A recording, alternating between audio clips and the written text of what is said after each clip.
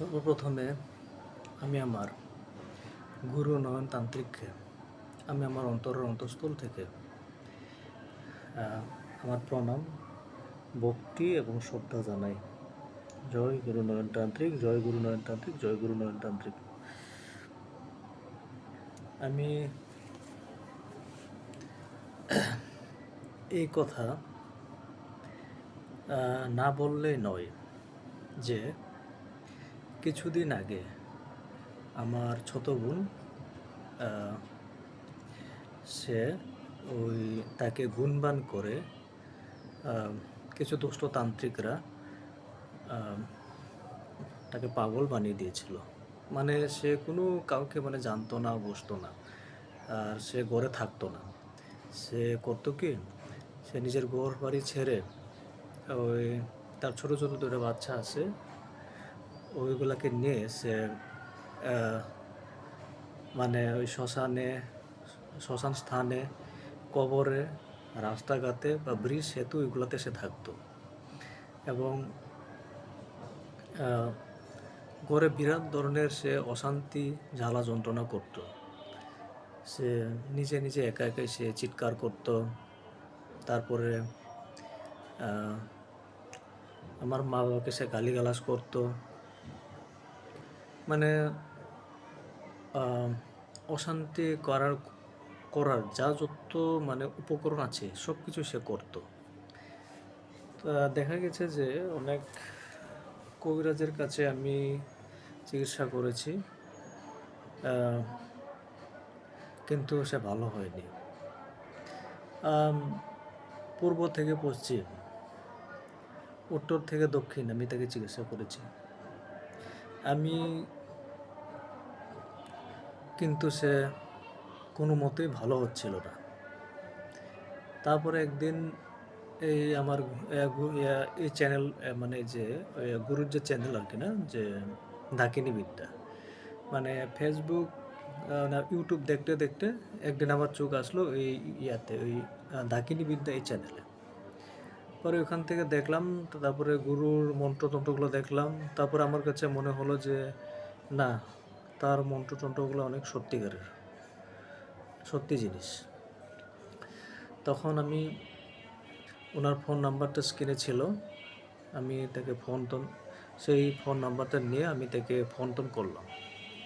তখন আমি বললাম যে এই সমস্যা, সেই সমস্যা, আমার ছোটো বোনকে তো কিছু খারাপ তান্ত্রিকেরা গুণবান করে, ব্ল্যাক ম্যাজিক করে তারপর পাগল বানিয়ে দিয়েছে। সে এখন আর কাউকে চিনে না, জানে না।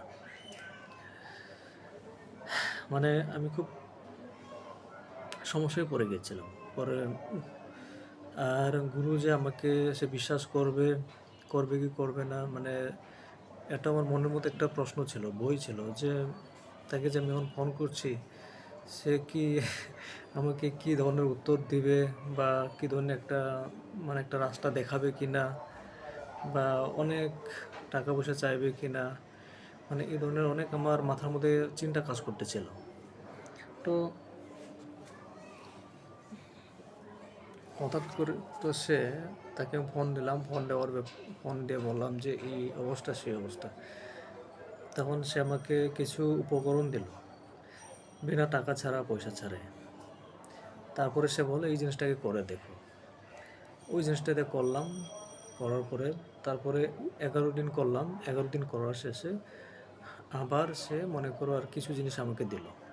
দেওয়ার পরে বললো যে এগুলো কিছু আমল করে তারপরে তুমি তোমার বোনকে এগুলো কাজ করো।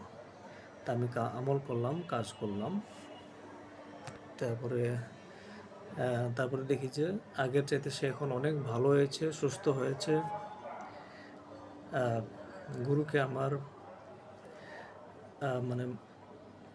কি বলবো, বলার মতো, তাকে ধন্যবাদ দেওয়ার মতো আমার কাছে কিছুই নাই তাকে দেওয়ার মতো। তার কাছে আমি অনেক ঋণী, তার কাছে আমি অনেক কৃতজ্ঞ। তাকে আমি আমার পক্ষ থেকে শুধু আমার অন্তঃস্থল থেকে ভালোবাসা ছাড়া আমার আর কিছু নাই। যাই হোক, আমি এত কিছু বলতে পারি না। এত কিছু সাজায় গুছায় আমি বলতে পারি না। তবে আপনারা আ আমি আপনাদেরকে, যারা এই ইউটিউব চ্যানেল আপনারা দেখেন, তারা ভালো গুরু দেখে, সৎ গুরু দেখে আপনারা আসবেন। আপনারা, তবে আমার যে গুরু কুমিল্লার নয়নতান্ত্রিক, সে একজন অনেক ভালো বড় মাপের একজন মানুষ, এবং তার বিদ্যাগুলো অনেক কাজ করে, অনেক কাজ হয়। তার দ্বারাই আমি উপকৃত, অনেক মানে বিশাল বড় একটা সমস্যা থেকে আমি মুক্তি পেয়েছি।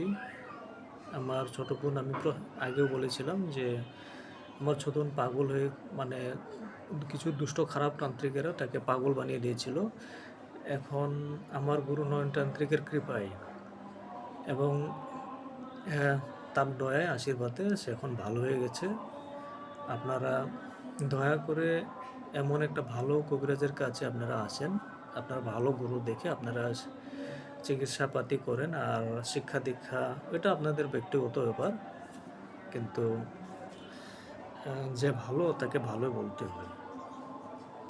আপনারা সৎগুরু, সঠিক গুরু দেখে আপনারা পথ চলেন, আপনারা জীবনে অনেক কিছু ভালো কিছুই পাবেন। আর যেগুলা বন্ধ, বাটপার, প্রতারক, শুধুমাত্র কথাই, ওগুলো দিয়ে আপনারা কিছু পাবেন না। আরেকটা জিনিস কি, আহ, অনেক অনেক তান্ত্রিকগুলোকে আমি দেখলাম যে মানে তারা মানে তারা ইউটিউবের মধ্যে অনেক মন্ত্রতন্ত্রগুলাই ছাড়ে, অনেক জিনিসগুলাই তারা দেয়, কিন্তু কোনো কিছুই কাজ হয় না।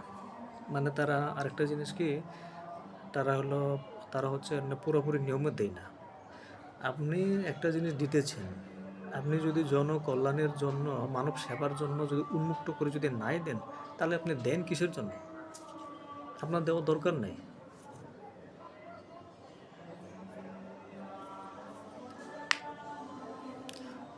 তে আমি আমি এইটুকুই বলে আমি আমার আহ, ইয়া থেকে আমি বিদায় নিচ্ছি। আর গুরুকে আমার শত শত প্রণাম, কোটি এবং ভক্তি জানাই। জয় গুরু, জয় গুরু, জয় গুরু।